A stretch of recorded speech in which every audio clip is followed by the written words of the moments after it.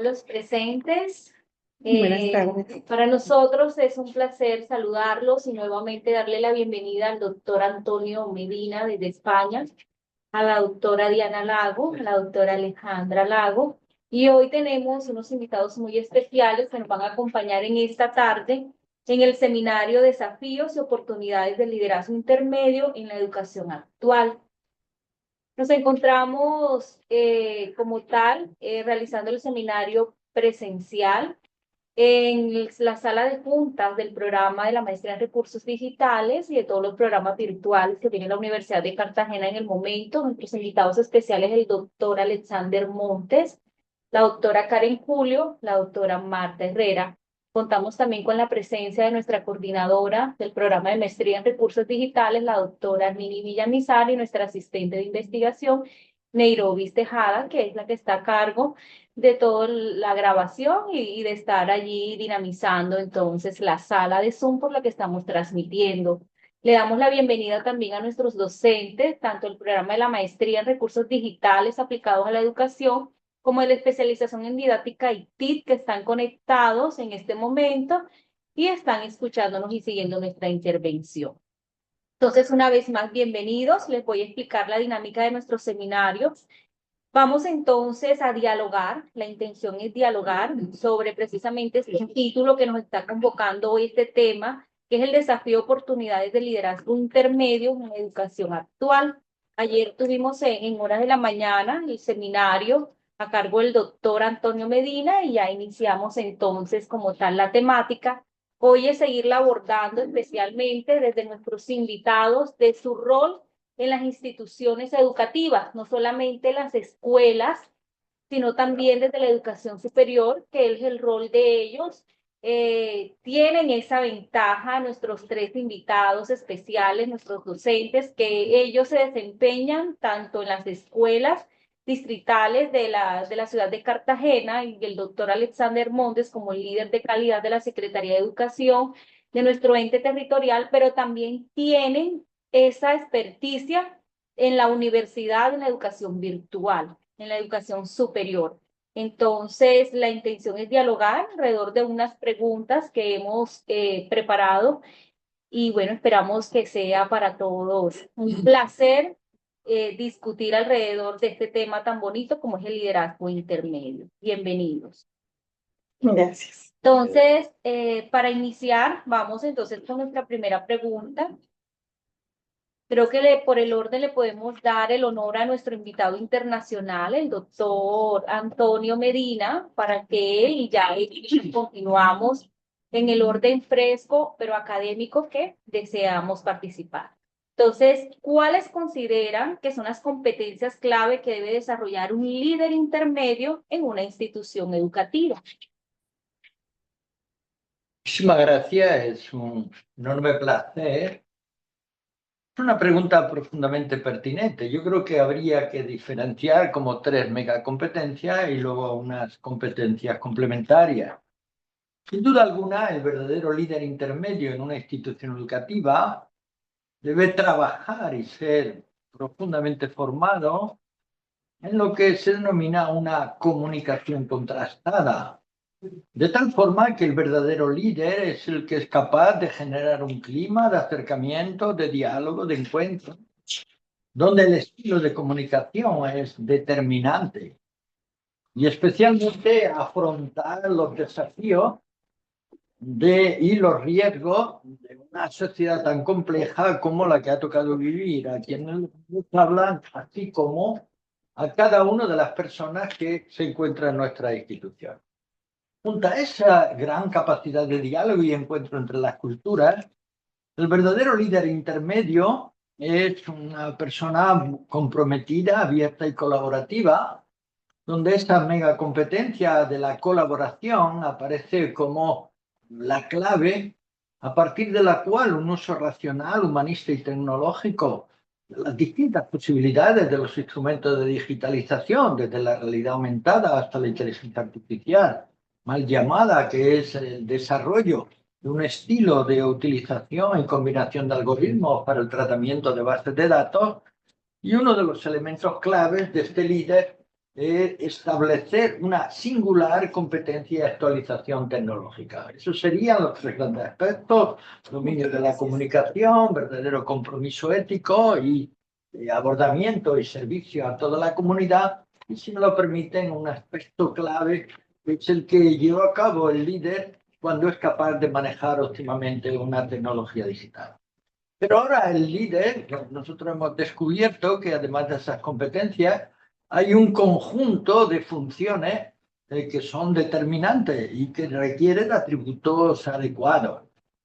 Probablemente las funciones denominadas humanistas son las que generan los aspectos más importantes para que un líder intermedio, desde el dominio de la empatía, la armonía emocional, la comunicación contrastada, el desarrollo de un estilo de encuentro entre las culturas, le devuelva esa cercanía, esa transformación, este encuentro y diálogo con la diversidad de culturas. No nos permiten un verdadero líder intermedio junto con estas funciones y atributos claves para desempeñar el liderazgo. Debe tener una especial preparación.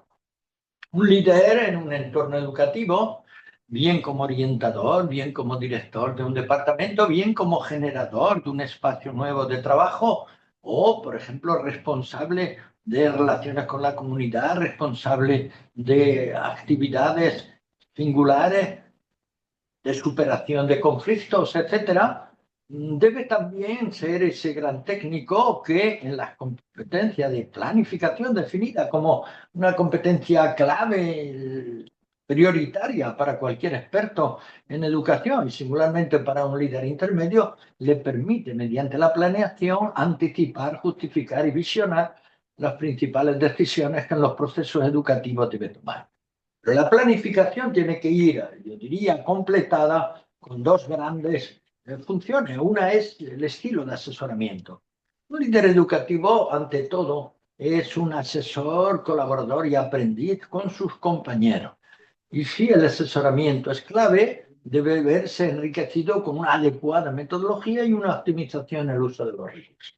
Mira, la metodología probablemente tanto de didáctica, heurística, decir, de innovación y de investigación, requiere del líder intermedio una profundización en su pensamiento, en su conocimiento y en su práctica educativa. Eso nos lleva a que el verdadero líder tiene que aglutinar las múltiples posibilidades de todos los colaboradores en el contexto del que es especialmente responsable y debe acceder a un diálogo fecundo con los directivos, especialmente con el rector, con el secretario, los jefes de estudios en su propia institución.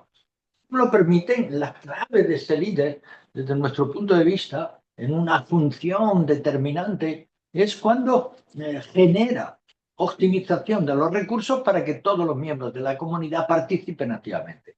Y finalmente, el líder intermedio debería ser un gran profesional que armonizara la investigación, la innovación y la evaluación. Desde nuestro punto de vista, no es posible mejorar el liderazgo si no conseguimos que las personas de nuestra institución sean capaces de conocer si lo que planificamos se alcanzó o no, cuáles fueron los puntos fuertes y débiles, a partir de ahí qué decisiones deben tomarse. Y especialmente, yo creo que en este momento un líder intermedio es como un dinamizador de la cultura y del clima de la institución. Esto solo se consigue en la medida en que sea capaz de realizar procesos de investigación como base de la innovación. Estos serían algunos de los puntos Muchísimas que yo creo gracias. que podrían ayudarnos y luego, Así si es, quieren, podemos retomar algunas de ellas que tengan especial así es. interés y volver a profundizar. Sí, sí, señor, muchísimas gracias. Doctor Alexander, de acuerdo a lo que nos comentaba el doctor Antonio, dentro de esas competencias claves, ¿cierto? Él nos mencionaba pues algo que a nosotros nos compete mucho como programa, que es la parte tecnológica. Usted ha tenido esa oportunidad de moverse tanto en la educación superior en la Universidad de Cartagena, como ahora un líder dentro del ente territorial de la ciudad. ¿Qué considera usted al respecto? Bueno, muchas gracias. Saludo, doctor, a los diferentes profesores que están aquí acompañando y, por supuesto, a los maestros que están conectados en este espacio tan importante. Yo coincido en que La educación hoy no se ve de espaldas al desarrollo de la ciencia, de la tecnología, de la innovación.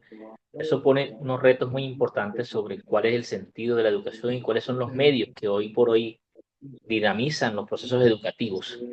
En este sentido, maestro del siglo XXI, si uno se pone un poco en la lógica de lo que se denominan las competencias digitales docentes, tiene que ver mucho sobre cómo la preparación del maestro, la formación del docente hoy tiene unas competencias que quizá no estaban tan marcadas hace un tiempo. Tiene que ver con el manejo de la información, que tiene que ver con la gestión de la información y que tiene que ver con el uso y puesta en su práctica de todas estas herramientas tecnológicas que ponen hoy de relieve que el papel de la escuela no está centrado tanto en el almacenamiento de la información, en la reproducción de información, sino en el procesamiento de la misma información. Es decir, hoy, quizá como hace un tiempo, la tarea de la escuela no es que las personas accedan a una información. Quizá el acceso a la información está mucho más posible en todas las fuentes.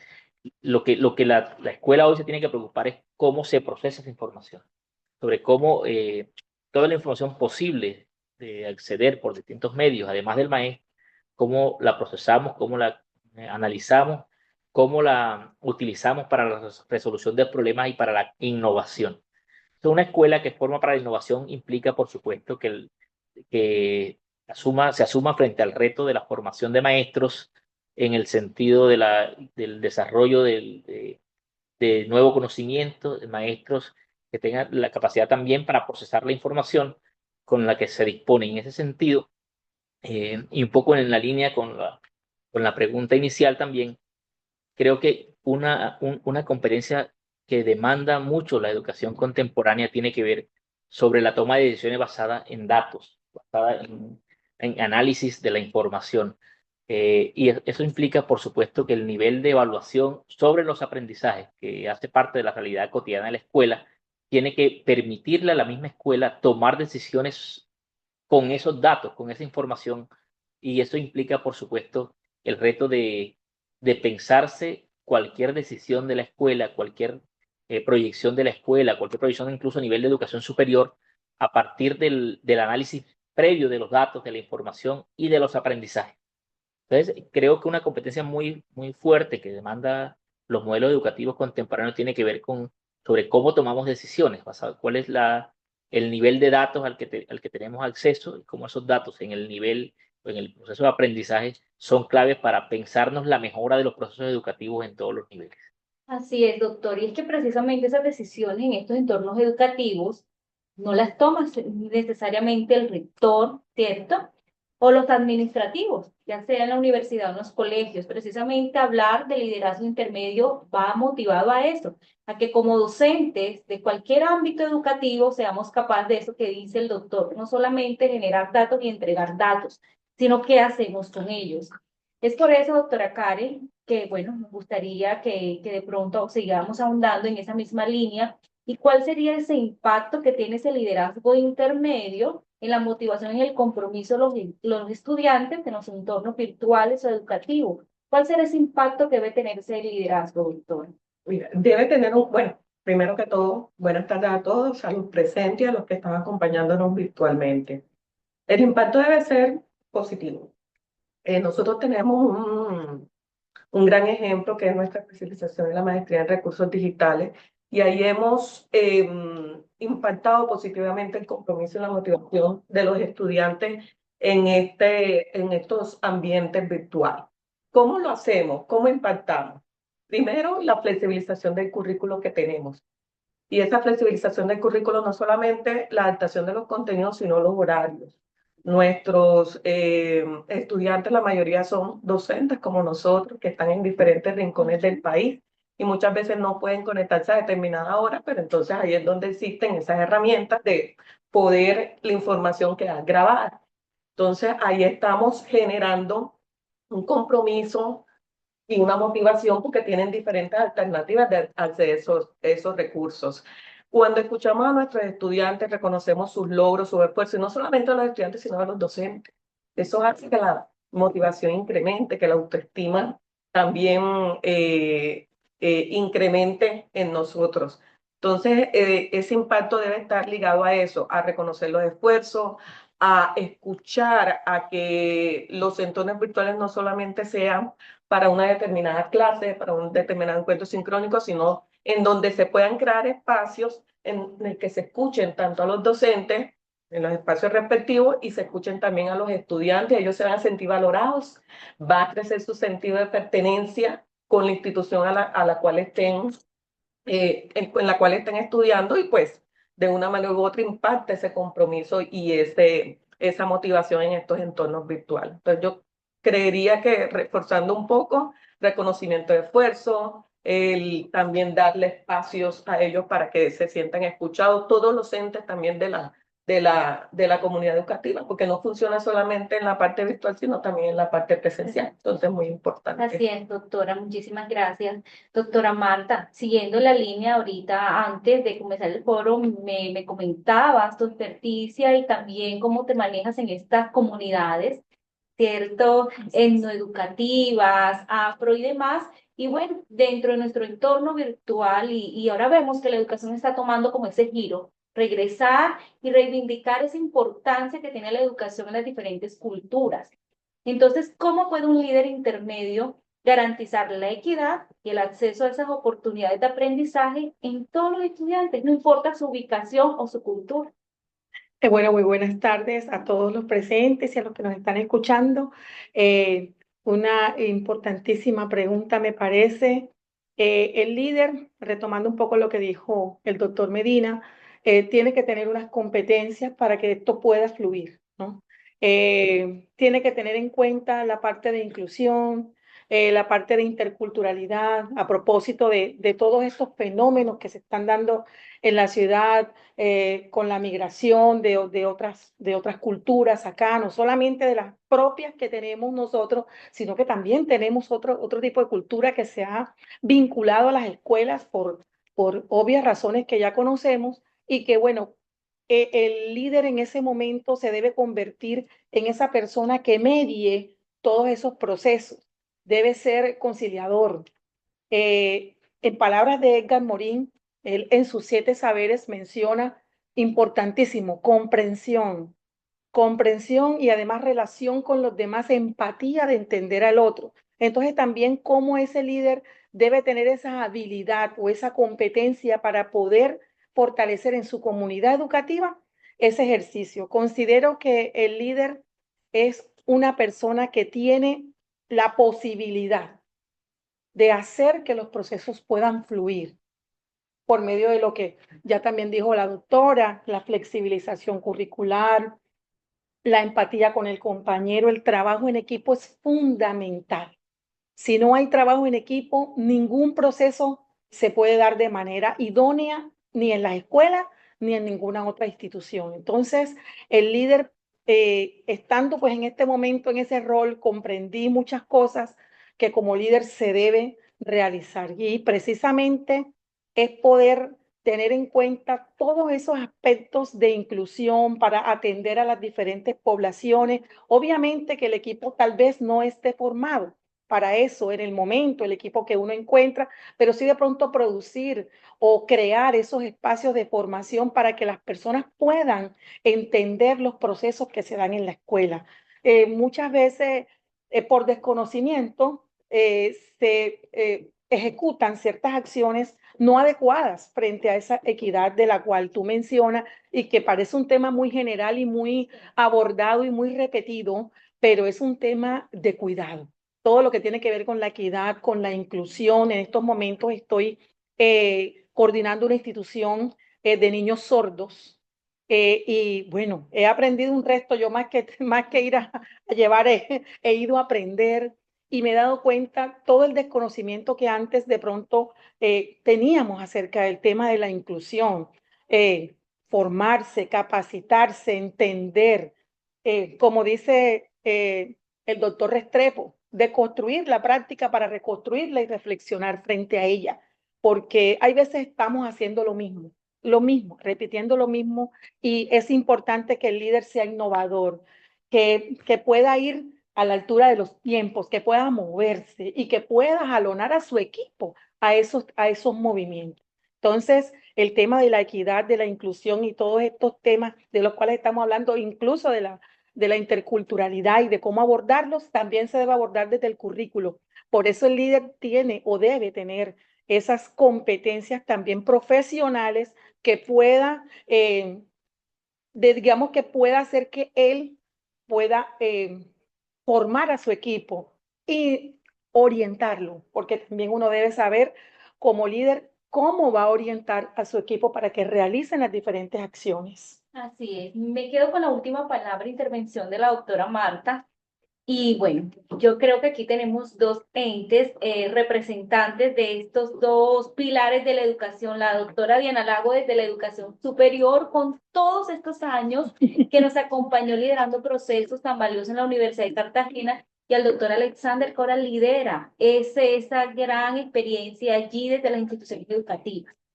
La doctora Marta decía algo muy importante, que ese líder tiene que estar formado, pero es que ese líder que va a la escuela, a la universidad, sale también de una formación de la universidad. Yo les devuelvo esa pregunta a ustedes dos, doctora Diana. La universidad, ¿cómo aporta ese liderazgo intermedio? Y luego el doctor Alex nos la complementa. ¿Qué está haciendo la Secretaría de Educación como ese ente, cierto, principal para formar ese liderazgo intermedio? Doctora. Bueno, el liderazgo intermedio desde esta visión de la educación superior está totalmente vinculado con los procesos de calidad. En las instituciones de educación superior, también pues en todo el sistema, pero voy a referirme, cada día el ministerio nos exige la creación de unas competencias internas de cada universidad que manejen el liderazgo para los procesos de calidad. Los procesos de calidad son procesos de creación de cultura. Y la creación de cultura no es un decreto. La creación de cultura es precisamente la transformación que se da desde cada uno de los actores. Y ese es el reconocimiento que la universidad tiene que hacer para que ese actor realmente esté aportando a la construcción de una cultura de calidad. Porque si y para nosotros hemos acogido esta iniciativa que nos dio el doctor Antonio y la hemos venido pensando, estudiando, porque consideramos que en este momento histórico de la educación superior, tener profesores que la misión que es formar la asumen como un compromiso ético, como un compromiso con la sociedad, estamos realmente ante una escuela de calidad. Y para el caso de la educación superior igualmente, es como desde la educación superior realmente se hace la educación en cascada, porque la escuela y la universidad venía la una a espaldas de la otra, siendo que es un sistema educativo. Hoy día lo que hemos tratado y un poco la experiencia que tenemos desde el Grupo Rueca es que cuando el Ministerio de Educación modifica el escalafón docente, la universidad tiene que responder a esa nueva demanda. Cuando nosotros empezamos el doctorado era calidad de la educación superior, que es el tema que está. Y a partir que el ministerio se transforma la legislación colombiana para reconocer en los docentes esta titulación de alto nivel, la universidad se transforma. ¿Qué hizo la universidad? La universidad, el doctorado cambió su línea de formación, calidad de la educación superior a calidad de la educación, pedagogía y didáctica. Y creó el semillero, la universidad va a la escuela. Hoy día, con este proyecto de liderazgo intermedio, ¿cuál es la aspiración?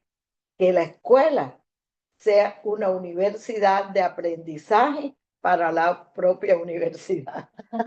O sea, sí, porque cada día desde la escuela es que uno está viendo las dinámicas desde todos los niveles del sistema educativo. Y es desde allí donde tenemos un laboratorio de aprendizaje, que no son los contenidos, son las personas. Y el liderazgo intermedio trabaja la axiología de las personas.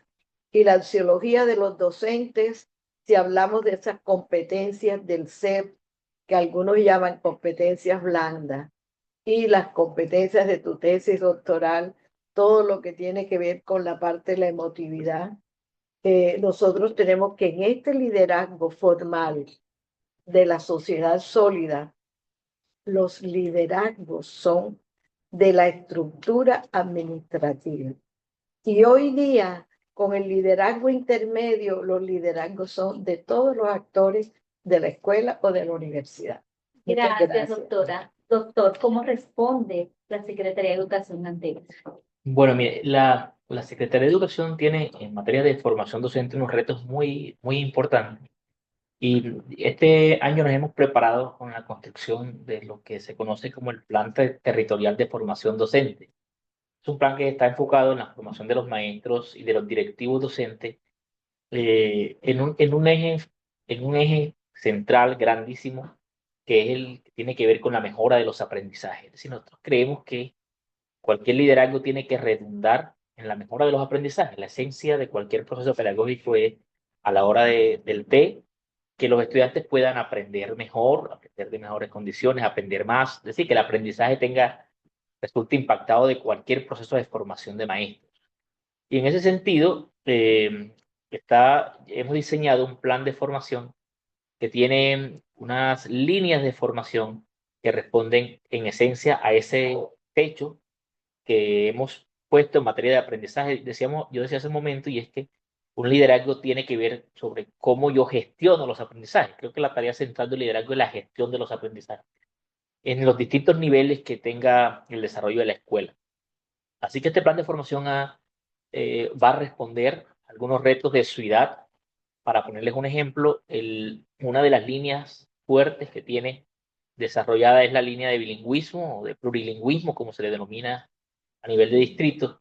Es una línea que busca formar a muchos maestros en una segunda lengua, en sintonía con las proyecciones de desarrollo que tiene la ciudad en materia de turismo, en materia de desarrollo económico, en materia de cómo se proyecta la ciudad en los próximos años, que necesita eso articularlo con la educación, el nivel de la base. Es decir, las nuevas generaciones de estudiantes que se están formando en las escuelas van a encontrar una ciudad con unos retos importantes económicos en el campo empresarial, en el campo industrial y en todos los sectores. Así que ese elemento implica que nos demos la tarea también de aportar en la formación de los maestros que están a cargo de esas generaciones. Entonces, ese es un tema que está articulado con esa proyección, o esa necesidad que tiene la ciudad y que está proyectado de manera muy importante en esa apuesta del plan de formación docente. Y asimismo otros temas claves en materia educativa, como lo que conversábamos hace un momento, de los temas no educativos e interculturales, que es otra de las líneas con mucha fuerza. El tema no educativo en Cartagena tiene un peso muy importante, un número bien importante de colegios no educativos, y es una característica de tipo cultural que no puede estar a espaldas de todos los procesos de formación de maestros. Gestionar una escuela no educativa, ya lo decía Marta muy bien hace un momento, es muy diferente de gestionar una escuela de carácter mayoritario, porque aquella tiene un modelo pedagógico y una esencia pedagógica distinta. La razón de ser es en la gestión, en el liderazgo, está enfocado en el valor que tienen los elementos ancestrales y culturales en lo educativo. Entonces, tenemos allí un reto muy importante de formar a nuestros líderes pedagógicos, nuestros líderes educativos en estos temas. Por eso será un componente que tiene mucha fuerza, así que también como la educación patrimonial, que para Cartagena es relevante en el sentido del valor que tiene el patrimonio en la identidad cartagenera y en el desarrollo mismo económico y social de la ciudad. Entonces, esos temas están muy relacionados, están muy visibles y hacen parte de la apuesta que se ha proyectado desde la Secretaría de Educación para la formación de los maestros en los años que siguen. Entonces, bueno, la materialización de ese plan va a implicar las convocatorias próximas que van a empezar a publicarse de la Secretaría de Educación para que para que los maestros puedan en todos los niveles participar de ellas y que están pensadas para la formación en todos los niveles, ¿sí? Para la formación continua a través de cursos, diplomados y demás, dependiendo de las pretensiones de cada una de esas líneas, pero también la formación posgradual va a tener un espacio muy importante, es decir, tendremos convocatorias para formación de posgrados en niveles de especialización, maestrías y doctorados de los maestros que son, de alguna u otra manera, la apuesta por la formación de los investigadores en esos temas, que esperamos que esto sea de beneficio para las otras generaciones de maestros. Pero que esto, y es nuestro principal interés, que esto termine teniendo un impacto en los aprendizajes, porque no hacemos nada con modelos de formación, con inversión en formación, que no tenga un impacto en lo que pasa en el aula. ¿No? Que todo aquello tenga que ver con lo que el niño Es lo recibe, misional. o es lo misional de la Secretaría. La Secretaría no es una universidad. La Secretaría es la instancia que administra, que gestiona la educación de los niños. Entonces, todo el esfuerzo e inversión tiene que ver con esos elementos. Por eso te decía que el techo sobre el cual queremos poner la dimensión de la formación de los maestros y de los directivos docentes tiene que ver sobre la gestión de los aprendizajes. Y ahí termino, es porque a mi modo de ver, y gran parte de lo que ha planteado el doctor, los profesores invitados, es sobre el papel que tiene el aprendizaje en los procesos de gestión y de liderazgo pedagógico en cualquier nivel de educación. Así es. Bueno, vamos ahora a una ronda de preguntas de pronto bastante rápida, que nuestra intervención sea muy contundente, porque ya le voy a preguntar es, ¿qué piensa Karen como cierto, como ella profesional? ¿Qué piensa Marta? ¿Qué piensa Alejandra? Sí, no bajo ese rol que están en la escuela, sino ya hemos escuchado que desde la universidad se está formando, que desde la Secretaría de Educación hay planes, que todo lo que es el deber ser, pero ¿qué hace falta para que ese modelo de liderazgo intermedio sea efectivo? O sea, ¿qué considera usted? Usted no sobre el ideal, sino que decís, podamos decir, mira, yo considero que para que ese modelo sea efectivo, falta tal cosa, ¿cierto? ¿Qué opina usted, doctor? Bueno, el doctor Montes dio en el punto, y es que tenemos que pasar del papel a la acción. Por ejemplo, en estos años que llevo trabajando en la institución pública, cuando hacemos los planes de mejoramiento, yo siento que se quedan en el papel. Entonces tenemos que pasar como a esa acción, y más aquellos que de una manera u otra nos estamos formando en las universidades como doctores, como que visibilizar realmente si las acciones que estamos colocando, porque sí, se está trabajando en equipo, cuando hacemos ese plan se nos está escuchando las voces, pero bueno, ¿dónde queda realmente la ejecución de esos planes? Entonces yo creería que debemos pasar ya del papel a la acción. Eso es algo que yo como Karen Julio siento que debemos mejorar. Gracias. Bienvenido. Buenas tardes. ¿Cómo le va? Bueno, ya nos ha escuchado dialogar al respecto. ¿Qué considera que le hace falta ese liderazgo intermedio? Yo siempre digo que nos hace falta el compromiso, ¿verdad? Hacemos las cosas por cumplimiento. Cumplo, pero miento. Entonces, realmente no estoy convencido de lo que estoy haciendo. Entonces, hacemos un plan de mejoramiento, hago unas acciones porque me corresponde dar evidencia, pero realmente yo no estoy convencido de eso que estoy haciendo. Entonces, como ese compromiso de asumir el rol de que realmente estoy cambiando y lo estoy De que evidenciando. soy un líder, Que lo realmente. estoy evidenciando. Ok, Que no sea gracias. como eso el cumplimiento, no lo que sea la acción Un verdadera. compromiso. Así es, doctor. Gracias, doctora. ¿Qué considera usted? Bueno, como líder o para el líder intermedio, muchas veces hace falta esa toma de decisión. Lo que decía el doctor Alexander, de pronto frente a unos datos, ¿qué decisión tomamos? Porque bueno, ya la tenemos, pero ¿qué hacemos frente a eso? Y muchas veces también nos limita o limita al líder los recursos. Los recursos tienen mucho que ver también de pronto con algunas acciones que se quieren realizar, pero que no se logran porque no dependen solo del líder. Hay cosas que también dependen de otros entes y que por eso a veces el papel o el líder en algún momento tiene ciertas limitaciones, pienso yo. Organización importante. Si el líder no está organizado, si las cosas no están organizadas, no fluyen tampoco. Entonces, a veces nos hace falta organización, toma de decisiones, recursos para poder también a veces ejecutar. Y obviamente que el líder tiene que ser gestionador. Muchas veces se gestionan recursos, se gestionan personas, se gestionan cosas para que las cosas funcionen. Entonces, para mí son esos puntos importantes que el líder, que muchos líderes no Necesito. y necesitan. Para terminar esa rondita, que porque no crea que ustedes van a responder la misma, doctora Alejandra. Bueno, yo Otra les, pregunta. bueno, Sí, claro. yo considero que en el aula no pasa nada si no pasa en el maestro, como líder, si no pasa en la familia y si no pasa en todos los actores de la escuela. Si no, ¿y qué hay que hacer para que pase? Allí entra por qué decidí ser maestro. ¿Cuáles son mis principios éticos y humanísticos? Porque el maestro entra al aula solamente con la ética. También, ¿qué ambiente estoy generando para hacer hasta donde se puede hacer?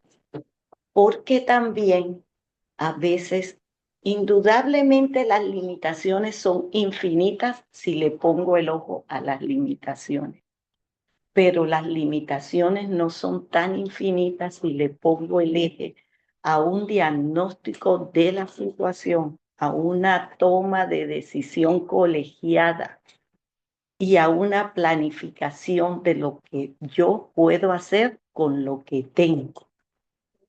Entonces yo creo que lo importante es en lo pedagógico, en la gestión administrativa, es soñar alto, pero no negarme a dar el paso.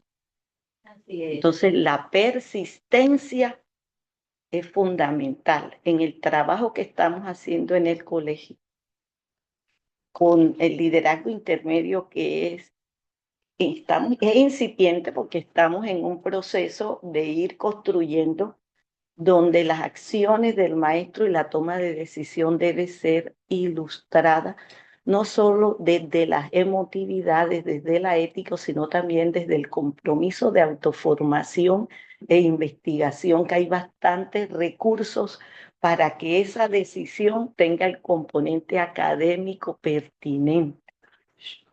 O sea, es importantísimo.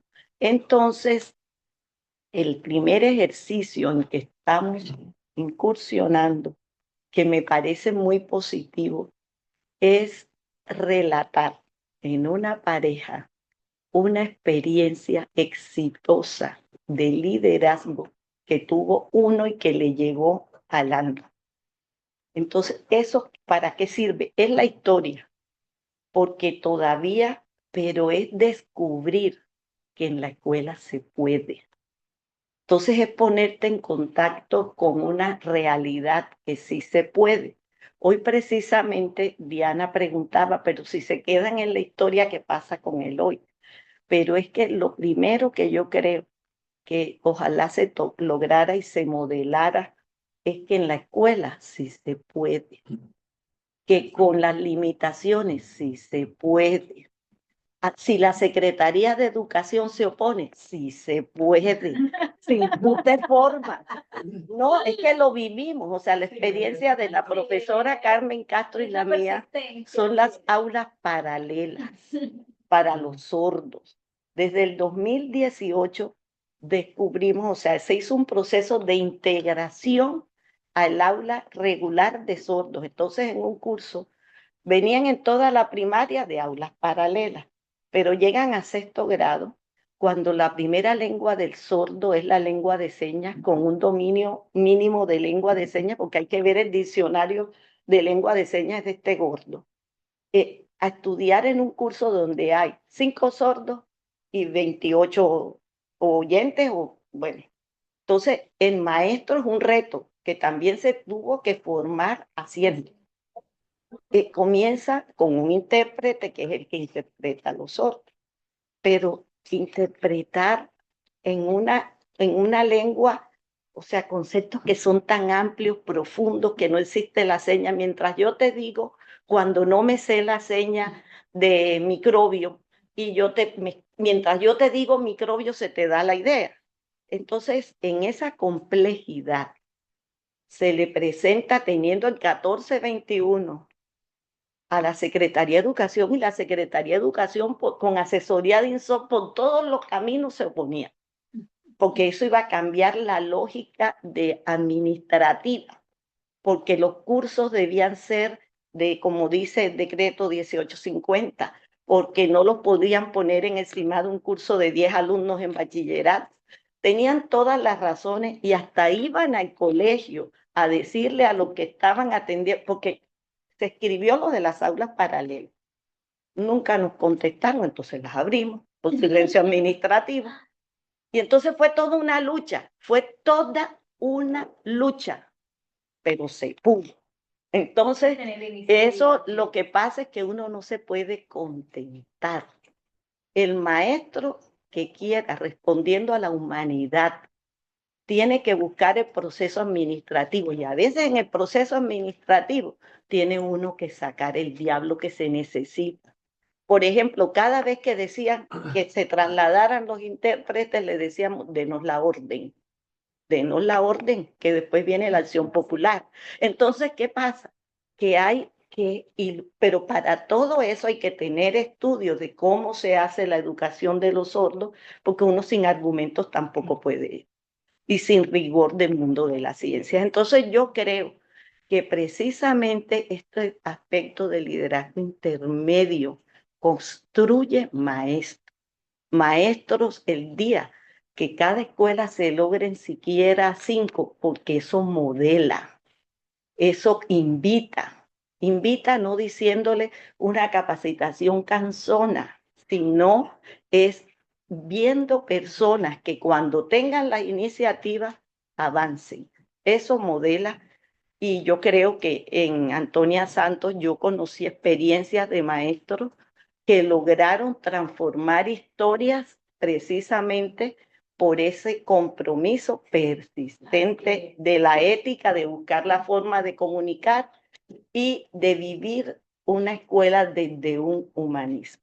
Entonces yo creo que eso es lo importante. Así es, doctora. Bueno, ahora vamos con nuestras preguntas también rápidas, desde el doctor Alexander hasta llegar al doctor Antonio, y ya hemos hablado de liderazgo y todo lo demás, y vamos a finalizar por donde iniciamos ahorita, que era todo esto de la tecnología, la globalización. Entonces, ese liderazgo intermedio, ¿cómo evoluciona? ¿Cómo evoluciona para poder responder a todos esos desafíos que la educación hoy, cierto, esta sociedad del conocimiento nos está exigiendo? Hoy nos dormimos con unas ideas y usted abrió los ojos mañana y ya los avances van exponencialmente creciendo. Entonces hoy el profesor se acostó con la idea de llevar mañana a la clase, ¿cierto? Tal información, pero ya mañana esa información hasta es obsoleta porque ya amaneció muchos pasos adelante. ¿Cómo evoluciona ese liderazgo intermedio para poder responder a todos esos desafíos? Doctor Yo Alex, creo y que seguimos. un primer elemento clave de la evolución del maestro tiene que ver con una característica que es común en todos en los estudios sobre características de los maestros destacados o maestros memorables, ¿verdad? Que tiene que ver sobre el conocimiento y actualización del contenido o de la disciplina que enseña. Si una cosa es necesaria en el ejercicio de la docencia, tiene que ver sobre cómo yo actualizo el conocimiento de manera permanente, yo como maestro, ¿no? De la disciplina, del campo disciplinar en el que soy experto, en el que me formé, en el que enseño además, para para que la actualidad del conocimiento sea una característica que identifique mi práctica pedagógica. Este es un elemento creo que determinante, que implica un reto de formación permanente, de actualización permanente, de lectura permanente de un maestro. La condición del maestro como académico es una condición que debemos recuperar. El maestro es un académico, debe ser un lector, debe ser un estudioso de su disciplina, para evitar precisamente que pase lo que tú dices, y es que el desarrollo del conocimiento vaya en una ruta Sí. y mi práctica pedagógica Ajá. permanezca en el tiempo en que me formé. Y que yo ni Eso. me di cuenta. Exactamente, sobre todo hoy, donde la ciencia tiene una dinámica distinta, tiene Así es. un avance en una velocidad de manera que nos impresiona, y que esto no puede estar desligado digamos que de los actores que se dedican a la formación de la base del conocimiento, que somos los maestros. Entonces, esa es creo yo que una clave fundamental tiene que ver con la actualización sobre esos elementos que tiene que ver sobre el conocimiento del contenido de la disciplina que enseño, y que plantea el reto de estudio, de formación, de reflexión permanente, de comprensión de la dinámica educativa permanente. Más allá de la formación formal, en el sentido, tiene que ver con un nivel de rigor y de autoformación que nos pone ese papel que decía yo, que implica el concepto de maestro como académico. Ok, gracias, doctor. Doctora Diana, ¿qué opina usted? ¿Cómo evoluciona ese modelo de liderazgo? Bueno, el modelo de liderazgo para evolucionar en nuestro medio tiene un limitante en la política educativa en el sentido de la evaluación. Si tú miras, y esto para Alex, si tú miras, sí, porque en eso estamos, ¿no? Él sabe que él es un consentido. El formato de evaluación de docentes, liderazgo tiene un 10%. Nosotros llevamos a Leticia ese debate. Entonces, si para la política pública de la calidad de la educación, el liderazgo es un 10%, no estamos ante una apuesta de relacionar liderazgo con calidad. Porque es que el liderazgo intermedio es lo que te permite transformarte tú y transformarte en una dinámica permanente de estudio, de revisión, de autoevaluación de lo que estás haciendo. Incluso sabes que Bauman no te habla ni siquiera de proyectos, sino de propuestas. Uno es una propuesta de formación, así se tiene que ver el maestro. No que ya tú tienes el título de doctor y ya tú eres doctor. Entonces, como ya tú eres doctor, no hay que estudiar, ni tienes que investigar, ni tienes que... Entonces, es ver la educación como una etapa terminal y no como un proyecto de vida. Y los maestros tenemos que tener el ejercicio como proyecto de vida. Y si lo tenemos como proyecto de vida, van a fluir todas aquellas competencias del ser, de la axiología, de la lealtad, de la solidaridad y de la ética. Porque es que la Alejita hizo una pregunta, ¿por qué quise ser maestro? O sea, pongamos nosotros, yo creo que todos los que estamos aquí, algunos, pues no, la juventud, llegamos a ser maestros en la universidad porque fuimos buenos estudiantes. Y entonces nos nombraron y nos exaltaron sin estudiar la pedagogía, si no fue un buen estudiante en su carrera. Sirve más. Entonces, sí. Entonces, yo creo que lo misional del liderazgo intermedio es avanzar uno como persona y como persona ética y como persona que tiene ese compromiso, porque yo creo que uno de los grandes desafíos que tiene el liderazgo intermedio es la transformación del maestro, de la transformación como persona y no como empleado. Así es. Un empleado que llega, pero si se pasó las 5, ya cogió la cartera y se fue los alumnos. Que sí, o sea, muchas cosas que uno las observa. Yo no digo todo, pero son los casos que marcan tendencia. Entonces, para mí, el nivel de compromiso consigo mismo, con transformarme como una persona abierta y que disfrute el saber. Y cuando digo que disfrute el saber, no es apropiar la sabiduría, sino el saber que es generosidad en lo que se puede aprender. Gracias, doctora. Y para finalizar, entonces, doctor Antonio, ¿cómo cree usted que evoluciona ese modelo de liderazgo intermedio para responder a todos estos desafíos, doctor? Quiero muy sinceramente felicitar a las 100 personas casi que nos están acompañando.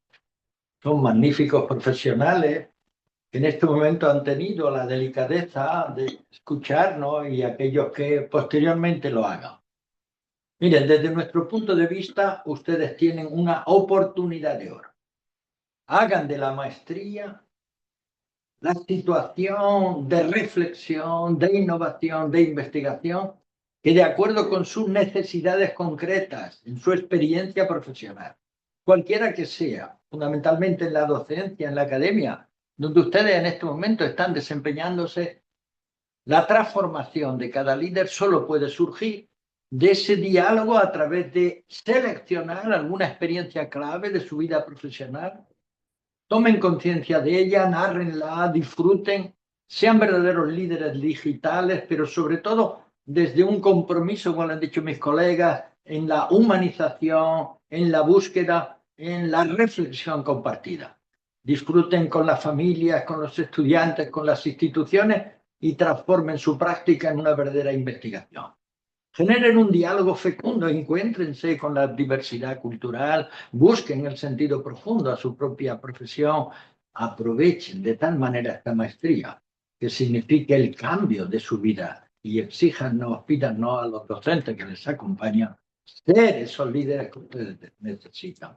Si no lo somos, probablemente debemos aprender a renunciar y en ese proceso es como tenemos que engrandecernos cada día. Es en esa búsqueda fecunda en la que todos debemos aprovechar, pero sobre todo yo creo que el gran desafío del liderazgo intermedio, así como del liderazgo pedagógico que cada uno de ustedes desempeña en sus aulas, es la oportunidad de la transformación, de la verdadera toma de conciencia de la insatisfacción continua. Yo creo que cada uno de los colegas que me han anticipado toda la palabra le han dicho multitud de cosas. Vuelvan a releer esta oportunidad, vuelvan a verlo, descansen un momento y ahora ayúdenme para que todo lo que aprenden no se quede en las ciudades o en lo periurbano. Busquen un compromiso nuevo con los ecosistemas rurales, con los entornos distintos, con los entornos difíciles. Ahí es donde se ejerce, se desarrolla, se potencia, da verdadero sentido al líder pedagógico cuando lo que aprende lo comparte,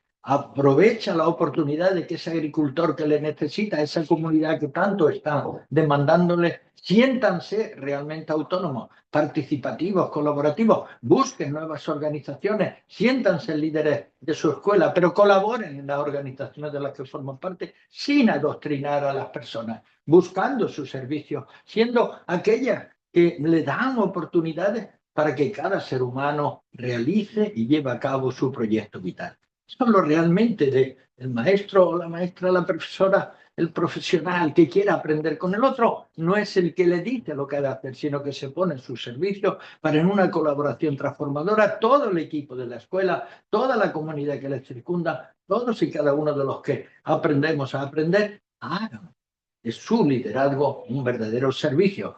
Sirvan y disfruten sirviendo. Y tienen tiempo, lea una obrita de la doctora Medina Domínguez, donde ella se preocupó de formar a los líderes en esa toma de conciencia, armonía emocional y desarrollo y transformación de una inteligencia en una afectividad profunda. Yo quiero agradecer de todo corazón este rato. Me parece que estos días en Cartagena nos han permitido entender el desafío que tenemos y muchas gracias, doctora, por ayudarnos a que el liderazgo no sea una bella palabra, sea un compromiso de cada uno de nosotros y procuremos ser líder al servicio de los demás, nunca para servirnos de ellos. Gracias, aprovechen la maestría, siéntanse a gusto y de verdad encantados que nos hayan acompañado. Muchas gracias. Gracias a ustedes. Ya para finalizar entonces, en nuestro chat tenemos unas preguntas para nuestros docentes invitados. Entonces, nuestra asistente de investigación va a... El profesor Nixon Antonio pregunta, La educación colombiana exige líderes potenciales que trabajen de la mano con los altos mandos de redacción intermedio. ¿Qué recomendaciones podrían alinearse para ir construyendo ese ambiente asertivo entre rector, docentes, asistentes y representantes gubernamentales? No sé quién desea responder. La doctora Marta. Bueno, aquí estaba pensando a partir de todo lo que he escuchado y de algunos temas que a propósito de la pandemia surgieron, ¿verdad?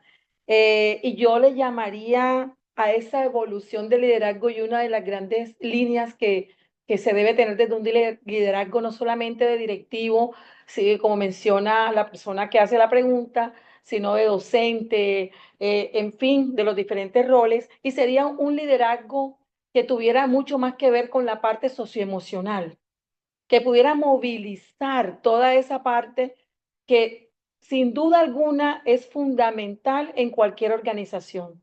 Pensaría yo que es una de las líneas importantes y gruesas que se ha venido manejando. De hecho, para mi opinión, según algún autor que alguna vez leí, Casasus, él hablaba de diferentes tipos de liderazgo.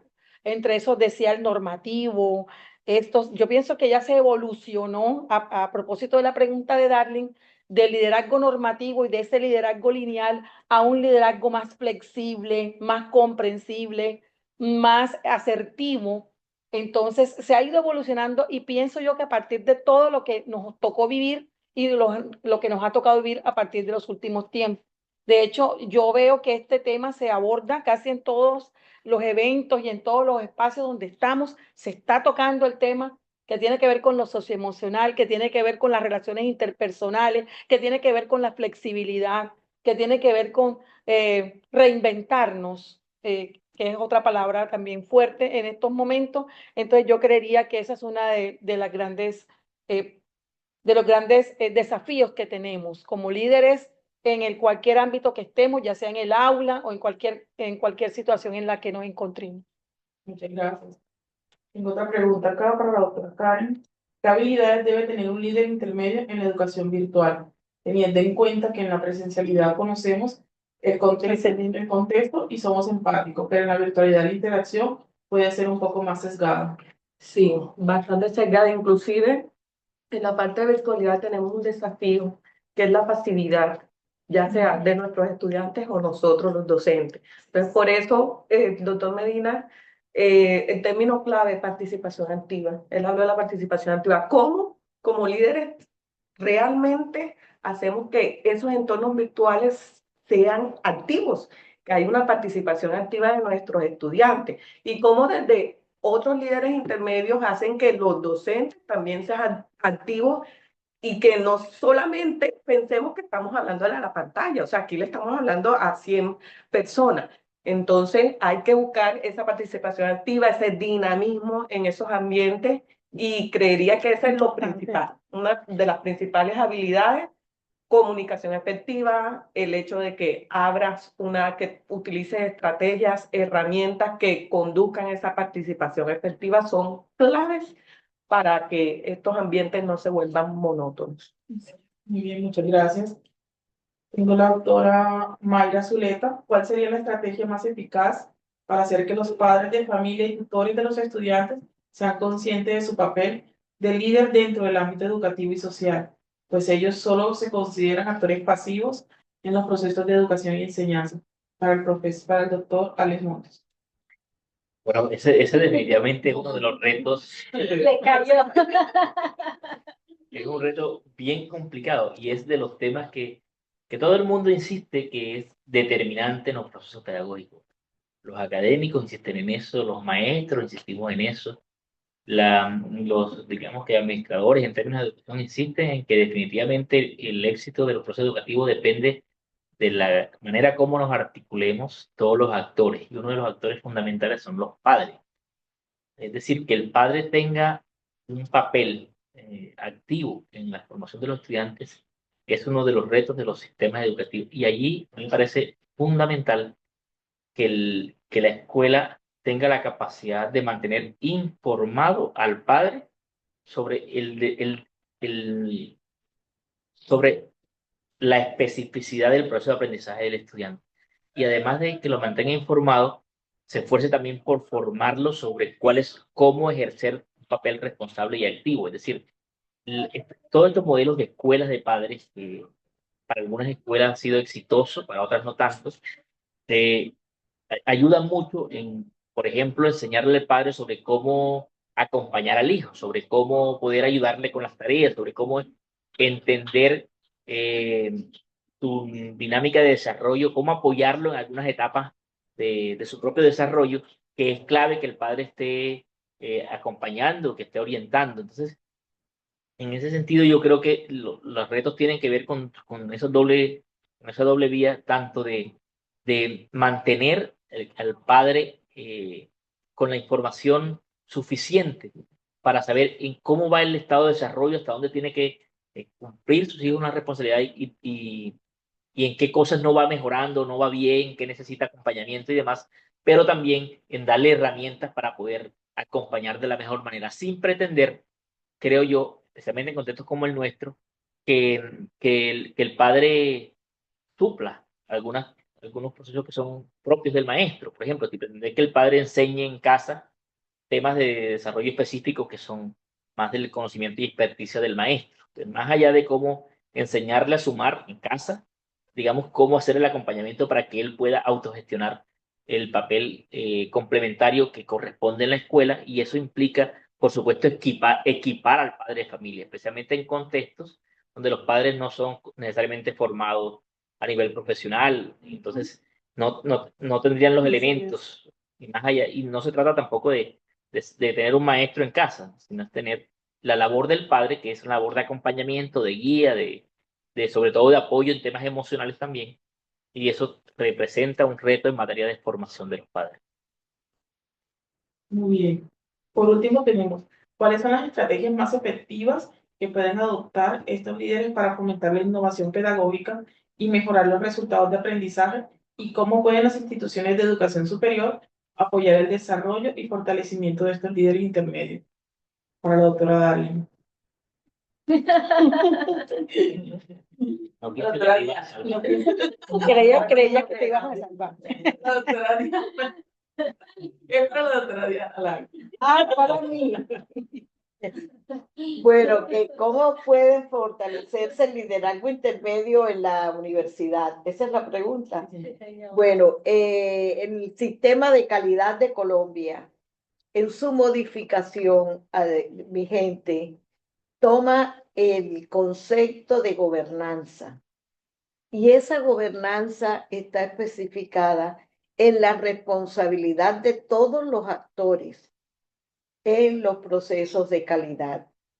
Y lograr esos núcleos colaborativos en todos los actores, el liderazgo intermedio para nuestra interpretación es una gran mediación, porque no es el liderazgo de las figuras directivas de primer nivel. Ellos se involucran, sino la fuerza que tienen los docentes, la fuerza que tienen los estudiantes. Todo eso se crea una convergencia de voluntades frente a la construcción de la cultura de calidad desde la singularidad de cada actor.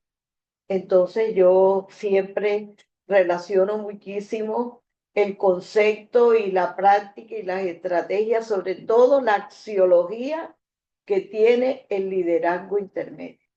El liderazgo intermedio está fundamentado en unas relaciones humanas, en unas relaciones de interacción, en unas relaciones de comunicación, donde priman los atributos, los principios rectores, que por eso el proyecto educativo de las instituciones necesariamente tiene que tener como fuentes las voces de todos los actores.